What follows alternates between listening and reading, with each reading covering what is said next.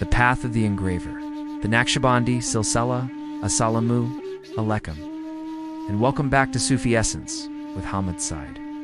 The spiritual path is a vast and varied landscape, with many beautiful rivers of light flowing toward the one ocean of divine reality. Each of these rivers is a spiritual order, a silsila spiritual chain, with its own unique history, methodology, and emphasis. Today, we will embark on a deep and detailed exploration of one of the most prominent and influential of these rivers, the Naqshbandi Silsila. This spiritual path, named after its great master Baha Naqshband, is not a path of reclusion and isolation. It is a path of sobriety, inner discipline, and the complete spiritual integration of the seeker into the world. It is often described as the path of the spiritual fakir, who is outwardly with the creation, but inwardly with the Creator. The Naqshbandi way offers a powerful and practical methodology for spiritual transformation, a way that is particularly suited for a modern world filled with distractions.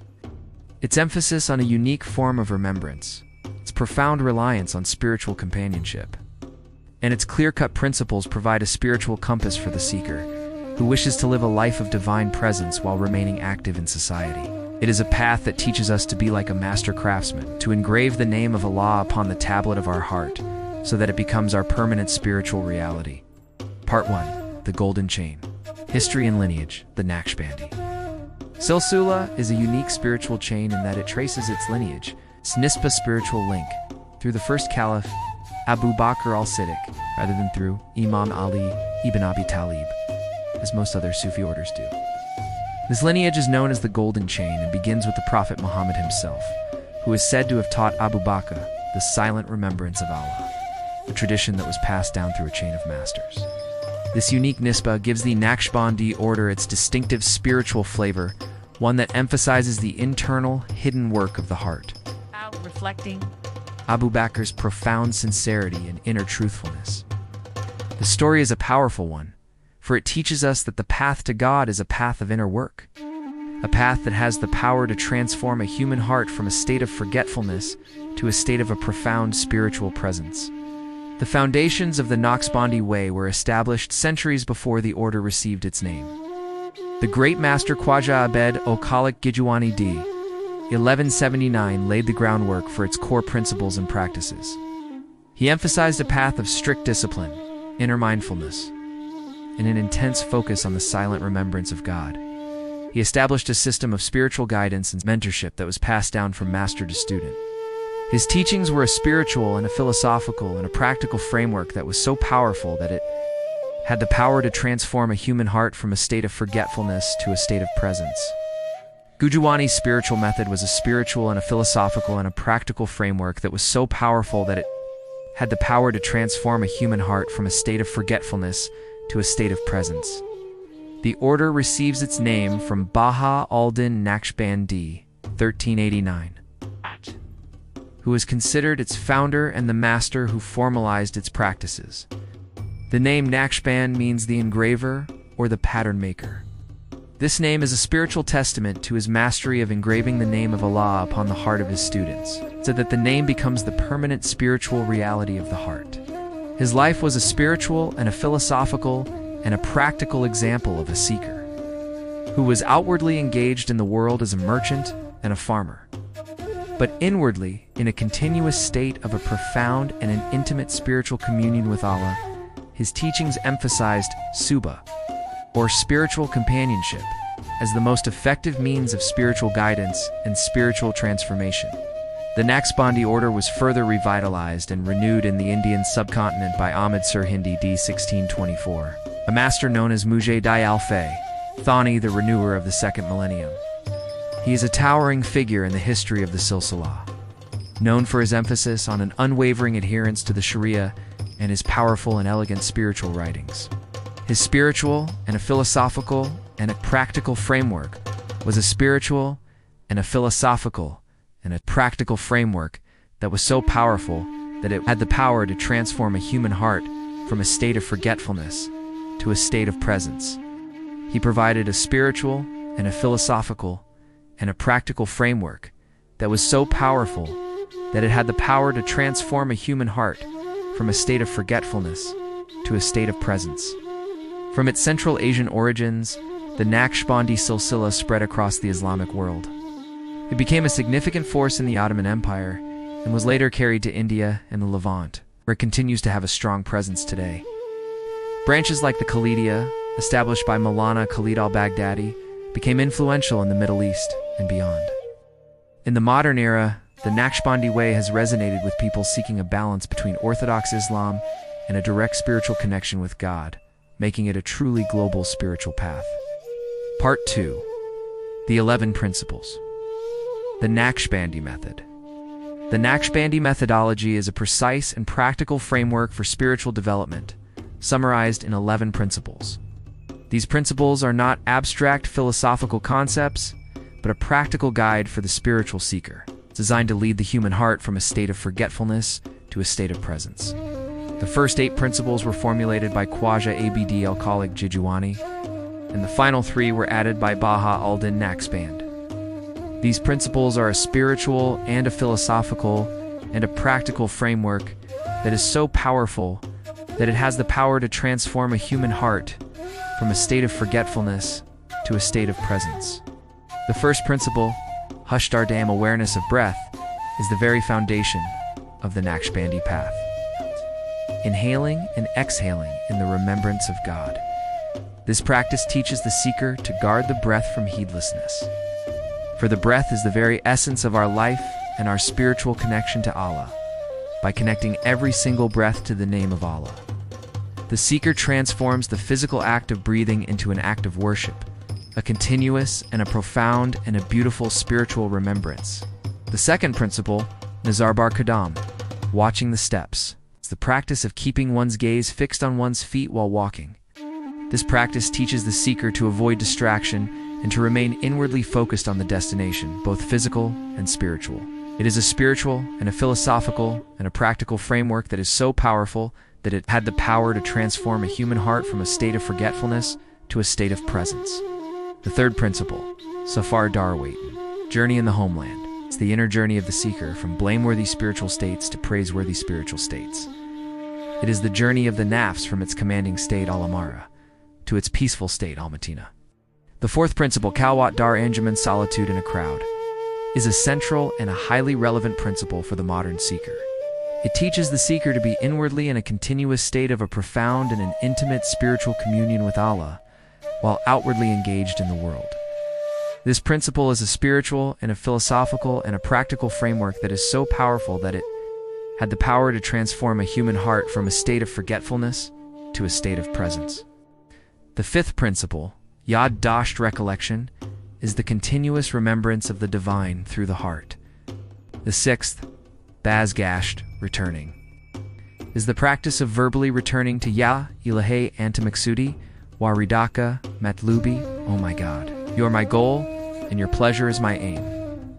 After a session of dhikr, the seventh, Nigadasht watchfulness, is the practice of guarding the heart from evil thoughts and suggestions. The eighth, Yad card remembrance, is the practice of the silent dhikr of the heart. The final 3 principles were added by Baha al-Din Naqshband, and they are a further spiritual refinement of the inner work. Wukai Zamani temporal pause is the practice of self-examination of how one spends one's time and breath, holding oneself accountable for every passing moment. Wukai Adadi, numerical pause, is the practice of counting the repetitions of dhikr to ensure complete focus and presence. Finally, Wukai Kalbi heart pause is the practice of visualizing the name of Allah imprinted upon the heart, a practice that is so powerful that it has the power to transform a human heart from a state of forgetfulness to a state of presence. Part 3. The Naqshbandi distinction. Dhikr, khafi, and Suhba. The Naqshbandi Silsila is perhaps best known for its unique spiritual methodology, which sets it apart from many other Sufi orders. The most significant of these distinctions is its emphasis on dhikr, khafi, silent remembrance. Unlike most other Sufi orders, which often use vocal dhikr remembrance to purify the heart, the Naqshbandi way places a powerful and a profound emphasis on silent dhikr. The philosophy behind this is that silent dhikr is a direct and intimate practice that is less susceptible to the ego's interference.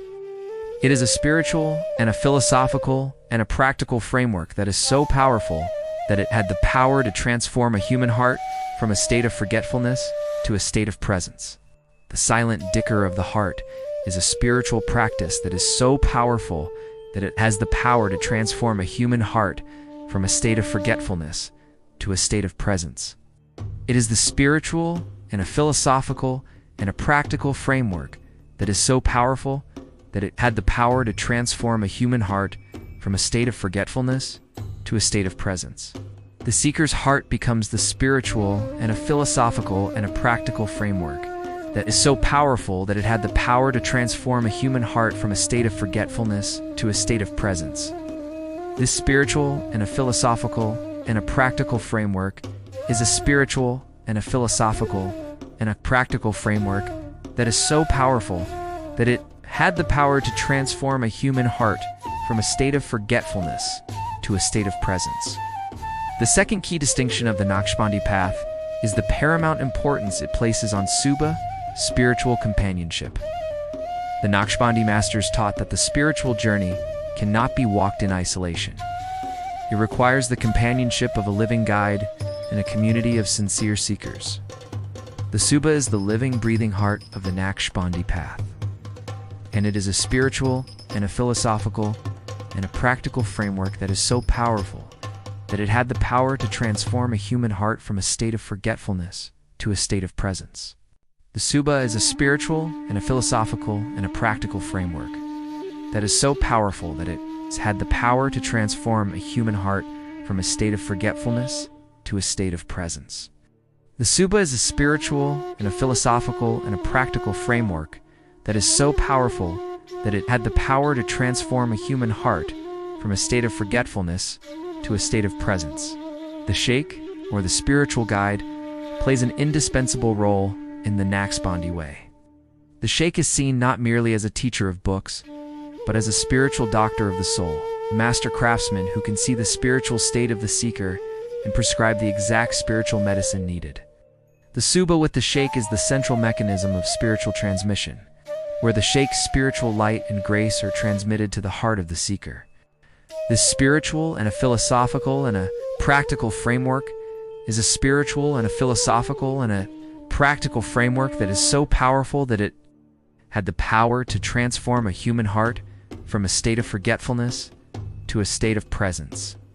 The Sheikh is a spiritual and a philosophical and a practical framework that is so powerful that it had the power to transform a human heart from a state of forgetfulness to a state of presence. The entire Naqshbandi Silsila is seen not as a historical list of names, but as a living current of spiritual light, or fade, and grace that flows from the prophet to the present day. The spiritual and a philosophical and a practical framework is a spiritual and a philosophical and a practical framework that is so powerful that it had the power to transform a human heart from a state of forgetfulness to a state of presence. The seeker, through the Suhba with the Sheikh, is connected to this spiritual and a philosophical and a practical framework that is so powerful that it had the power to transform a human heart from a state of forgetfulness to a state of presence. Conclusion: the Naqshbandi Silsila offers a spiritual path that is a living and breathing reality. A path that is so powerful that it had the power to transform a human heart from a state of forgetfulness to a state of presence. Its spiritual and a philosophical and a practical framework is a spiritual and a philosophical and a practical framework that is so powerful that it had the power to transform a human heart from a state of forgetfulness to a state of presence. The Naqshbandi way is a path of inner quietude, a path that is so powerful that it had the power to transform a human heart from a state of forgetfulness to a state of presence. Its emphasis on active engagement in the world is a spiritual and a philosophical and a practical framework that is so powerful that it had the power to transform a human heart from a state of forgetfulness to a state of presence, is a spiritual and a philosophical and a practical framework that is so powerful that it had the power to transform a human heart from a state of forgetfulness to a state of presence. The spiritual and a philosophical and a practical framework that is so powerful that it had the power to transform a human heart from a state of forgetfulness to a state of presence. The spiritual and a philosophical and a practical framework that is so powerful that it had the power to transform a human heart from a state of forgetfulness to a state of presence. The spiritual and a philosophical and a practical framework that is so powerful that it had the power to transform a human heart from a state of forgetfulness to a state of presence. The spiritual and a philosophical and a practical framework that is so powerful that it had the power to transform a human heart from a state of forgetfulness to a state of presence. The spiritual and a philosophical and a practical framework that is so powerful that it had the power to transform a human heart from a state of forgetfulness to a state of presence. The spiritual and a philosophical and a practical framework that is so powerful that it had the power to transform a human heart from a state of forgetfulness to a state of presence. The spiritual and a philosophical and a practical framework that is so powerful that it had the power to transform a human heart from a state of forgetfulness to a state of presence. The spiritual and a philosophical and a practical framework that is so powerful that it had the power to transform a human heart from a state of forgetfulness to a state of presence. The spiritual and a philosophical and a practical framework that is so powerful that it had the power to transform a human heart from a state of forgetfulness to a state of presence. The spiritual and a philosophical and a practical framework that is so powerful that it had the power to transform a human heart from a state of forgetfulness to a state of presence. The spiritual and a philosophical and a practical framework that is so powerful that it had the power to transform a human heart from a state of forgetfulness to a state of presence. The spiritual and a philosophical and a practical framework that is so powerful that it had the power to transform a human heart from a state of forgetfulness to a state of presence. Join us next time on Sufi Essence as we delve into another profound aspect of our faith.